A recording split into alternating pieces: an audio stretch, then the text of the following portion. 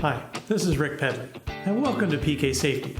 Today we're going to be looking at a replacement LEL sensor from Honeywell.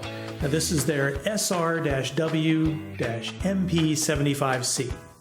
Now this sensor is used in all of our popular instruments from the XT, the MCXL, the MCX3, and onward. LEL stands for, of course, Lower Explosive Limit. And this sensor measures that of combustible gases. Most often methane, could be others, can be calibrated to different gases. Quite small, comes in a little package like this, keeps it free from contamination.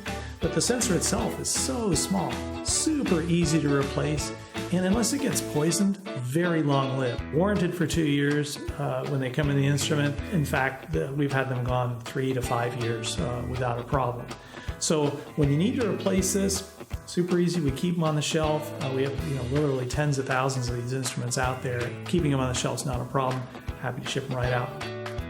If you have any questions about this sensor or any of the others that we sell, please give us a call or visit us online at pksafety.com. Thank you.